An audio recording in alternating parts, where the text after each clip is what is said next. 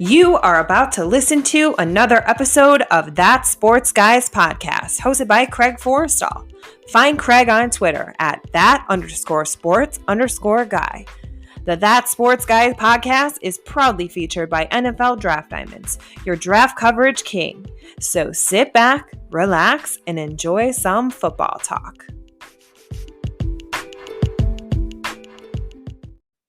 Hello and welcome to another episode of That Sports Guys podcast. I am Craig Forrestall. You might know me from Twitter as at that_sports_guy. But joining us today is former Virginia safety D'Angelo Amos. D'Angelo, what's going on with you, man? Man, nothing. Just happy to finally get pro day done, man. How you doing? I'm good. And like you said, that pro day was something that you've been waiting to get out of the way for a minute, but we'll get to that. First thing I want to touch on with you, though, is Richmond, Virginia. That's home. D'Angelo, yes. What's it like growing up in Richmond, Virginia? It's interesting. It's fun a little bit. I went to Meadowbrook High School, which at first was area-wise was listed as Richmond, but they started to change the little lines, the county lines and stuff, so it changed to Chesterfield. But it was interesting, man. You have to grow up pretty fast. It can get rough, but if you have the right people around you, right mentors, like I said, it can be a very fun place to grow up. A lot of different culture, a lot of art, a lot of fashion-forward individuals, and a lot of places to eat for sure. So, like I said, it was a great place to grow up. And now you were a three-sport athlete in high school: football, basketball, and track. D'Angelo, was football always your best sport, or did you excel in other sports as well? Basketball was my number one. Everybody thought, like, all right, he's gonna go play NBA basketball growing up, and even when I got to high school, football just kind of grew me in during high school. I did it, and I'm like, all right, I'm being competitive, and just that kind of just outgrew basketball a little bit. And track is just something that I did to prepare and train for football, trying to get faster, keep my cardio up throughout the year. So, like I said, track is just something I did as an athlete, and I just happened to be so competitive that I excelled and did well at it because of the work I put in. And now the biography on the team website states that you have 4 brothers and 5 sisters. Can you talk about what it's like growing up with a lot of siblings? Yeah, I mean, only 4 of us, including myself, grew up in the household together. But it was very competitive. Just about everybody plays sports as an athlete. So besides the very 2 youngest, that's 7 and 6, everything was competitive, just trying to stay in touch for the ones that I didn't live with. But it was fun. There's a lot of family, a lot of support. Like I said, we're a very, very blended family. So not all of them are full brothers and sisters, but in our family, being family oriented, we look at each other as brother and sister. And now let's move ahead to the recruiting process for you. What was the recruiting process like in high school? It was a little bit up and down. I started my first offer with being West Point, which I eventually went to the prep school there when I came out of high school. But I had a few offers and interests as far as playing receiver. But my senior year, what a lot of people had gave me a lot of criticism for at first was switching from receiver to quarterback, because our starting quarterback had left and went to a private school. So we didn't have a quarterback. And our answer was putting our best athlete there. And I had no problem doing that. Like I said, everything was team oriented, whatever the team needed. So they needed a quarterback. I played quarterback, played safety, corner, outside linebacker. So teams wanted me for defense as well. A lot of them were like to be a big corner, which when I got to JMU was the first position I played. So it was interesting, a lot of ups and downs, but eventually I just ended up sticking with, I think, 3 or 4 offers after that switch from receiver to quarterback, and they were all to play defense. So that's pretty much how it went. And now you're a standout special teams player, and you've done it all: blocking kicks and punts, returning punts for touchdowns, leading the nation in return yards, and the accolades continue. D'Angelo, have you always been a special teams player, or did that start in college? And what makes you so dominant in special teams? Special teams, it started just kickoff and stuff like that. Started It started off in high school. I actually, my junior year, started as a long snapper. I played both sides of the ball, but I was also a starting long snapper as well. So did that. I punted my junior year, punted my senior year too.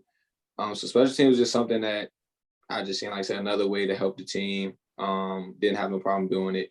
And then college, the return game, that was all college. I never returned in high school, not one punt in high school. So that was just something that I thought it was fun, and I went and did it, and it just stuck, and I had a knack for it. And so the same way the coaches were figuring that out, I was figuring out just as much of a surprise to me as it was to them. And I think the key to being dominant on that is preparing for that the same way you prepare for offense and defense. Locking in, watching who your opponent will be across from you week in and week out, and just going hard, full effort. Do be as disciplined as you can, because special teams is not too many plays though, so you can't really make mistakes on special teams. And I think I understood that and I valued that. I knew that's a way for the coaches to put me on defense, was to trust me on special teams. So once again, just being a workhorse and being a all-out effort guy, that's what gives me my dominance on special teams. And now the last game you played in a James Madison uniform was against North Dakota State in the FCS Championship Game. D'Angelo, can you just talk about playing in that game, the atmosphere, your emotions, just how you remember it all? We had been there before. 2016, we beat them to get there, and then 2017 they beat us in the national championship. So it was a place that I had been twice before. So it wasn't anything like nervous or really stressed out for most of the guys, because we had been there before. But once again, it's still a national championship. It's everything that you prepared for. And going against North Dakota State, you have to be clicking on all cylinders as a team, individually, everything, coaches, everybody included. But it was a crazy, crazy day. I remember it was like blizzard type, flurry, snowing. Then it was rain, and then all of a sudden, second half, there's sunlight and it's warm. So it was a little bit of everything, trying to adjust to the weather, preparing for the game, knowing who Trey Lance is and his production and that coaching staff. They're really good coaches, and we knew that them as a coaching staff could beat us alone. So with the talent and the discipline that they had as a team, we knew we had a full plate ahead. And now you touched on it with Trey Lance. He's one of the top quarterbacks in this year's draft. D'Angelo, talk to us.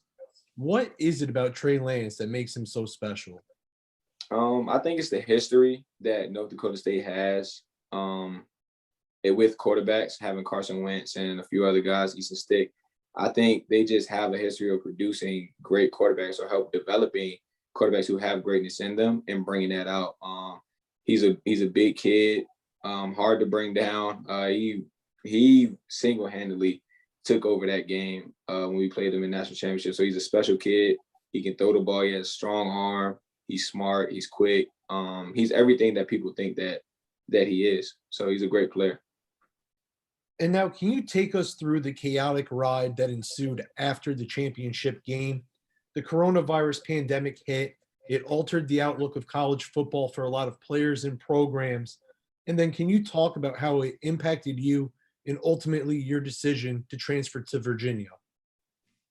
I think it was the pandemic. With so much uncertainty and not knowing what was going on, I think it was the hardest part. The mental, I would say the mental health of the players as well. I think it was something that a lot of people may have forgotten about because they were so worried about just playing football, that it's a lot for players to have family affected or themselves affected by COVID, with people getting sick and illnesses and everything. It was a lot, but with the decision the NCAA made, the amount of teams that already canceled, it made it very clear to me that the FCS wasn't going to play in the fall. And I knew that regardless, I was going to go into this year's draft. So my strategy and my way of thinking about it was, if anybody had the chance to play, it would be Power 5 football in FBS. So I took my chance. Luckily, UVA and a few other teams were willing to offer me that opportunity, that if they were going to have a season, that I could play with their team, be a part of their program. And like I said, UVA just seemed like the best fit, and everything worked out in my favor. And oftentimes, when players move up in competition level, there's always a question about the speed of the game. D'Angelo, what was your experience in moving up and adjusting to the speed of ACC football? Um, the speed of the game to me was pretty much the same. I think that is controlled by how well you prepare. And with Coach Howe and Kirko, one of the other GA coaches, like they film and preparation was a lot of what we did before practice, after practice, at night, whenever you really want it. We just constantly prepare. So you can control that by how well you are prepared. I think the only time that it really hit me, and I think it really hit the whole UVA team, was playing against Miami. They're known for having the fastest tempo offense, and they definitely can say that they are. I've never been a part of a game where a team moved that fast, so, and operated that efficiently and successfully. So that part was probably the most difficult, but I think preparation cancels a lot of the speed of the game. And now, how do you feel your transition from James Madison to Virginia will help you transition into the NFL? I think it shows to them that my learning curve is very fast, that I understand football, my just football IQ, to be able to play under three different coaching staffs and excel in all of them. Then the question, of course, you're coming out of FCS, can you play in the NFL? Can you play with the elite? I showed you a little bit of that, and doing it in a short amount of time, just because I entered the portal, I think a month before the season. I was like late August, it was early August. So to do that, learn that, and have an interception and 7 tackles in the first game, it shows that, all right, he picked it up. He did what he had to do. He's disciplined, which is a lot of the things that NFL teams want, a guy that can come in and produce immediately. And now, after the season, you had an opportunity to attend the College Gridiron Showcase. D'Angelo, can you share with us your overall experience from the event? It was a great opportunity. I love being out there. You get to be around a bunch of guys that's in similar situations as yourself, or has a similar mindset and mission and goal. So it was a great opportunity. The scouts weren't allowed, obviously, because of COVID, to be on campus and talk to us and meet us and see how our personality and character really was. So I feel like it was a great opportunity for them, ourselves. Like I said, it was a big thanks to everybody running College Gridiron Showcase. And now, how would you describe yourself as a player? Could you give us a self-scouting report? I think I'm good, rangy, over top. I think a lot of teams see that as far as being a safety, that, all right, you put him over top, he can go sideline to sideline. I think they see me as, or I see myself. I think when we see each other, basically what's mutual is that I'm comfortable in the box, playing in the run, and it's just fearless, just go in. I understand that I have a lean frame, so ideally that's not what you want down in the box. But the way I attack it, the way I don't hesitate down in the box, how comfortable and confident I am down there, that kind of makes up for some of that. And that's why I have so many tackles or so many plays made so close to the line of scrimmage. That's just where I'm comfortable.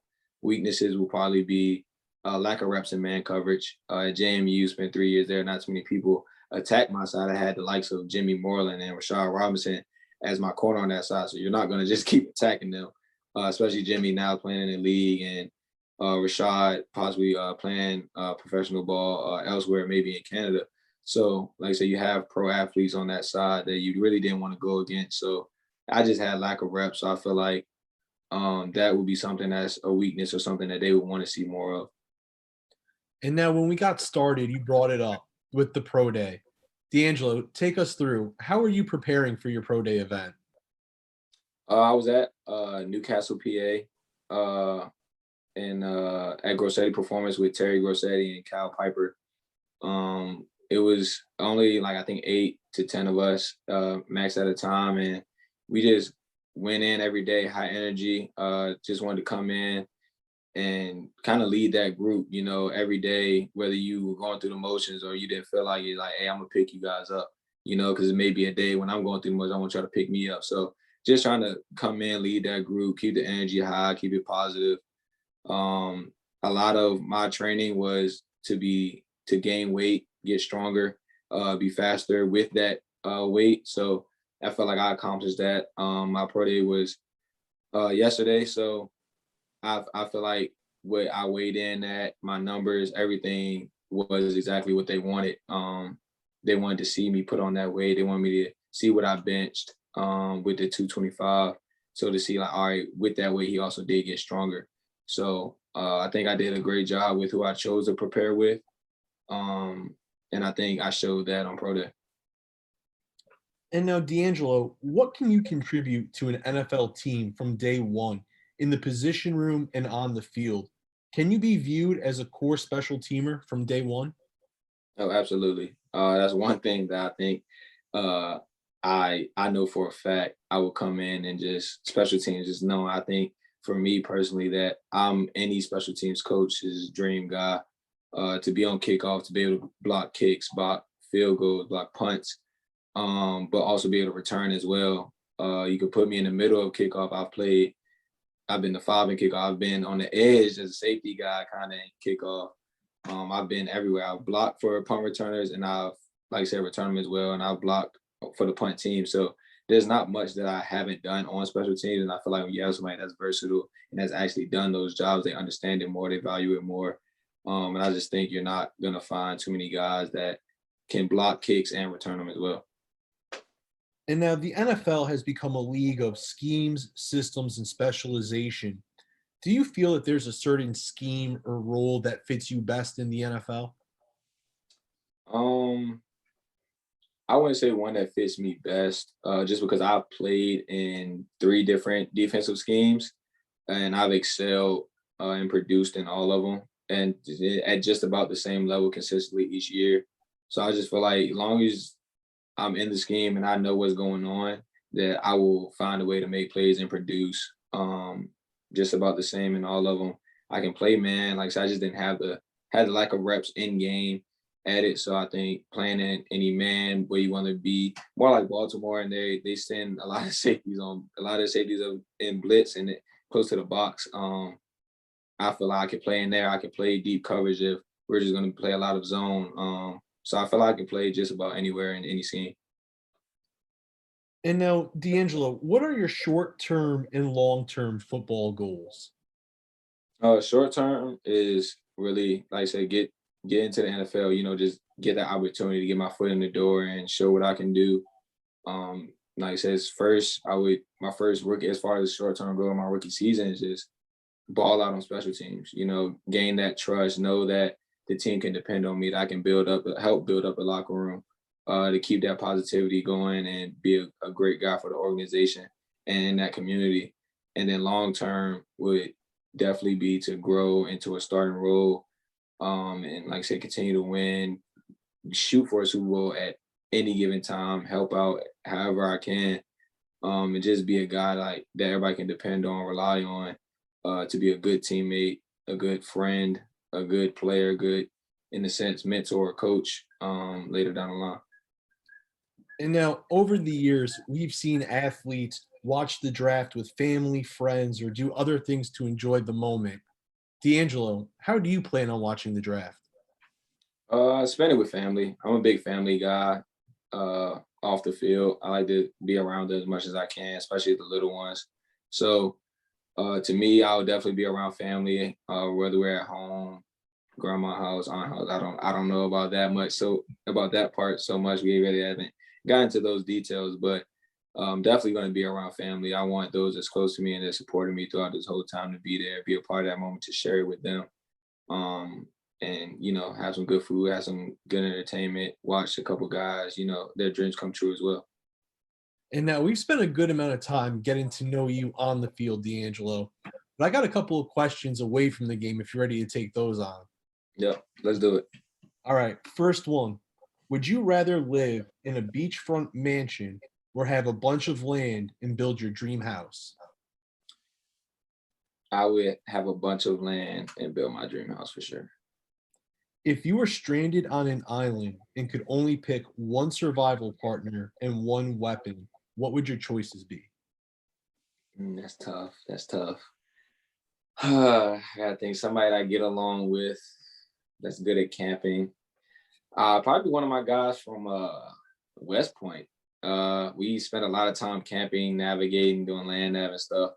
Probably be Zach Potter. He was an outdoors guy before he even got to West Point. So felt like he would definitely be the best person to try to survive on a stranded island with. Weapon, probably be I would say a bow and arrow. If I had to kill or prevent anything from happening to me, I could do it from a distance. I don't want to be face to face with a bear or something. I'm gonna lose every time. So something I can get from a distance, or if it's something fruit or something high in the tree, I can kind of shoot that down or something like that. So that'll probably be my weapon of choice. And now, what's a song you're embarrassed to admit you like? Wow. I don't know. It's not too many songs I think I would say I'm embarrassed. I don't think, as far as that word, that I would say I'm embarrassed to say I like. That's tough. There's a lot of music. I think it's a country song by, I think his name is Sean. Let me see. I may have to go to my phone for that one. I don't know. His name is Sean something, but what is it? It's something, and he's like come in the door and like turn the lights down low, something, but it's a country song. Mm-hmm. And I heard it one time, and I'm like normally goofy and playing around, so I heard it and I was playing around, goofing off to it, and I actually ended up liking it. So anytime I hear it, I'll sing it right then and there, and people like, out of all the music you listen to, what that song, like, why that one? So it's more confusion than embarrassment, but I think that song, I can't think of the name right now, but that's definitely the song. What's the most interesting or memorable college class that you took? College class. I would say Benjamin Carr's class, and it was ethics and law for sports and recreation management is my major. And it was just because he is like so sarcastic, and like everything he says is to basically play devil's advocate. So no matter what you said or how you thought about things from an ethical standpoint, he had an answer for everything. No matter what you said, he had an answer for it. He had tabs pulled up that he did his research. So if you said this, he went to this, like, all right, so what about this? This is what you said. Everything was to contradict what you were saying or pick apart. So it kind of frustrated you, but it taught you to be open-minded or be careful how you word things, or learn that your values and ethics, they change based on scenario, what you're talking about. So your values may be this in this order, prioritized in a certain order, but it changes based off of the scenario. It's not going to be the same in every situation. So that was very interesting. It took a lot of personal growth to get through that class and to understand yourself really and what you value and your ethics and how you go about life. And now the last question that I got for you, what's your favorite home cooked meal? It depends on who's cooking it. Because my grandma, she cook it. She may not cook it the same as my mom would cook it, but there's a lot of meals my mom will make. But if my G-mama cooking it, mac and cheese every single time. Macaroni and cheese would be that. If my mom's cooking, it's pot roast every single time. If my great-grandma cooking, maybe like a homemade roll of biscuit with some sweet potato pie and some ice cream on top. Ladies and gentlemen, that is former Virginia safety D'Angelo Amos. Pay attention to him. As he said, he's focused on making a 53-man roster his first year out as an NFL player. He's expected to contribute on special teams from day one. That's the standard that he's holding himself to, and he's not settling for anything less than that. Ladies and gentlemen, one more time, that's former Virginia safety D'Angelo Amos. I'm Craig Forrestall. Until next time, stay safe and be easy.